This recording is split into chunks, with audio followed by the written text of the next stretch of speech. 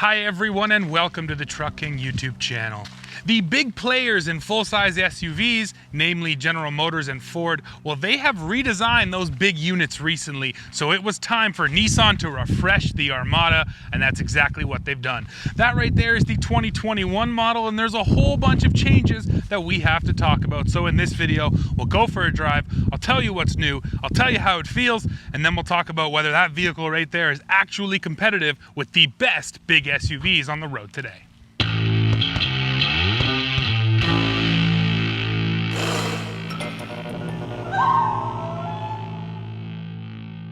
Let's start this one with the walk-around, and I'm purposefully starting at the rear end because back here, things don't look too different. Now, first of all, let me show you one neat little thing. This is the first vehicle in the Nissan lineup to receive this. This is the redesigned Nissan logo. It's coming to all their vehicles, but the Armada was actually the first one to get it. Now again, on the rear end here, things didn't change that much, and I will actually show you this perspective from the A-pillar back. That's basically the exact same as it was before, but from that A-pillar forward, everything is brand new. This is an entirely new face on the Armada, and I think it looks pretty good.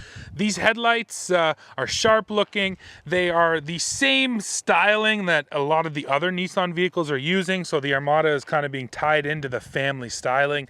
And again, I think it looks sharp. Right there on the nose, there's that new Nissan badge once again.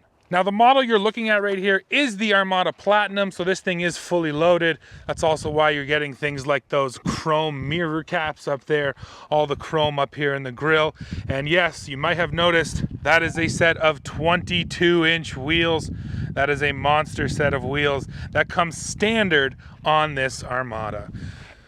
Now, under the hood here, we have a 5.6 liter V8 making 400 horsepower and 413 pound-feet of torque, but keep in mind that is only when you use premium fuel.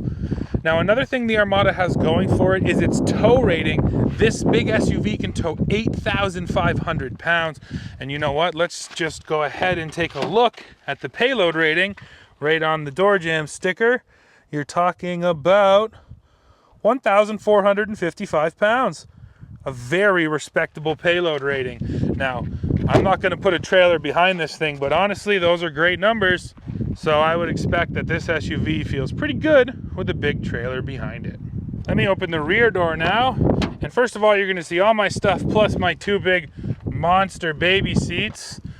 Now, this second row, though, is quite spacious, and fitting these seats in was very easy. When we're talking about legroom, in the second row here, this is 41 inches of legroom. That's quite a bit, totally on par with everything else in the class. However, the issue becomes third row legroom. I'm just by myself today, so I can't really shoot myself climbing in there, but the actual number, that is 28.4 inches of third row legroom. That is pretty tight back there, reserved for short people and kids only. And if you want a reference, the Tahoe offers 34.9 inches of third row legroom, so quite a bit more than this Armada does. Now I'm out here driving in the Armada, and I want to start with just a little bit of a backstory. So in 2017, Nissan redesigned the Armada, and they told us that it was all new.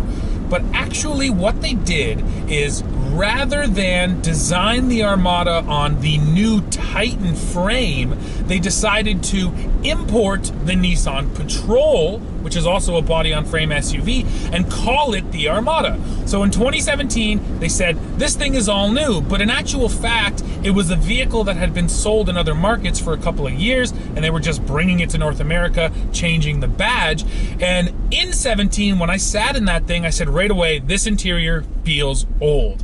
And luckily for 2021, this new Armada has corrected the sins of that redesign. So basically everything underneath the skin here didn't change. The powertrain did get a little bit more power, but that's only with premium fuel. But besides that, the frame here is still out of the Patrol, and this setup, this platform as it sits, is I think about a decade old now, so it's been around for quite a while, and that is not a bad thing. And from behind the wheel, this Armada drives really nicely. just like you'd expect a big SUV to drive. It just floats down the road.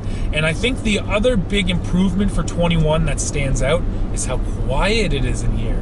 They really did a nice job making this interior muted. So you combine, like I said, that kind of floaty suspension with the quiet interior, and it's just a comfortable ride that eats up miles. The way this thing drives is basically the same as before, and like I said, that's a good thing.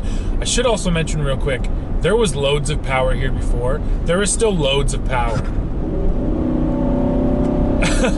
That was cruising along at 80 kilometers an hour, and I stuck my foot into it and I just jumped to 120. The 7-speed automatic knows where it wants to be. The downshift is strong. The exhaust note is great. This is an excellent V8 powertrain. But yes, that's not what Nissan needed to update. What they needed to do was make this interior nicer, and they absolutely have. So I get a big 12.3-inch touchscreen in the center stack now. I get a smaller screen up here in my info cluster, which is really clean looking, nice graphics. And I think the most important thing here is this Armada, before I would have said that the interior was lacking compared to the competition. Now in 2021, I think this thing is absolutely competitive. This is an Armada Platinum, so all of the technology is here too. The driver assistance features, Nissan 360 they call it, well, they're actually standard now on Armada, so you know, I'm getting things like adaptive cruise control. I have a rear camera mirror here, and it actually has more settings than some of the other rear camera mirrors that I've seen, including a tilt setting. I don't know exactly why you'd want to tilt that view, but anyways, if you want to, you can do it. And then, you know, wireless charging for my cell phone. And one technology that's been added for 2021, not that this is anything new, but the Armada now gets an integrated trailer brake controller. Always nice to have, especially when you consider the tow rating on this SUV is 8,500 pounds. That's a significant amount of weight.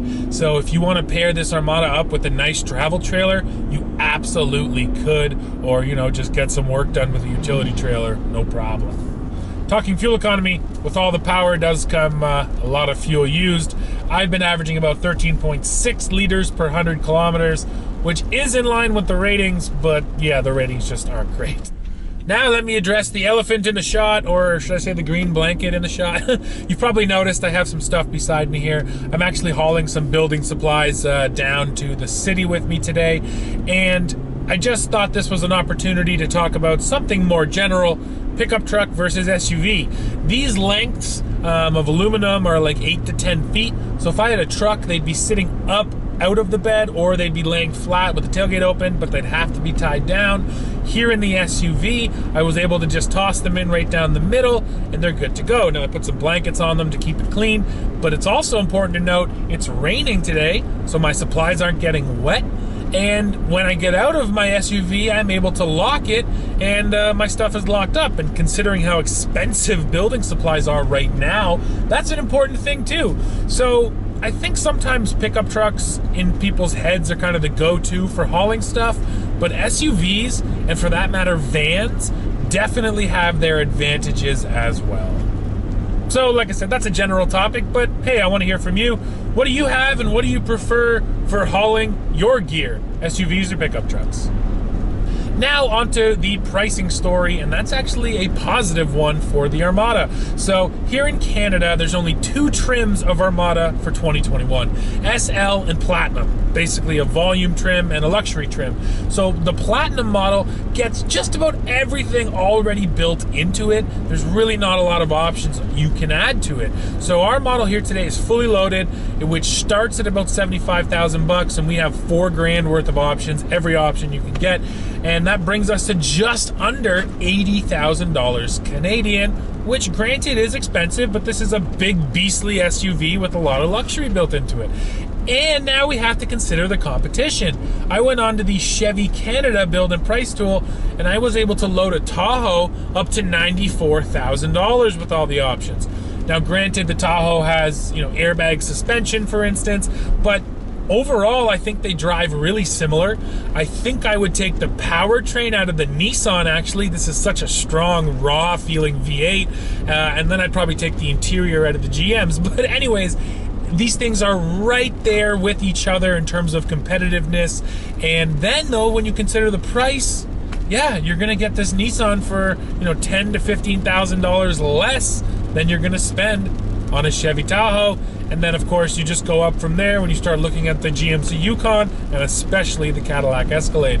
So there's a bit of a value story here with the Nissan Armada as well. Well, folks, we are coming to the end of this one. Now, honestly, I was getting into this Armada expecting to be disappointed because I know what an old package it is, but Nissan has updated it in all the right places, and you really can't tell how old it is. And most importantly, the fact that this thing offers such good value, well, that means if you're shopping for a big SUV, you definitely want to go check out the Armada. So that is it for this video, folks. Please now go below, leave me a comment, let me know what you think of the Armada. As always, don't forget to hit like, hit subscribe, hit join to become a member of the channel, and then come right back here to Truck King to see what we're testing next. See ya.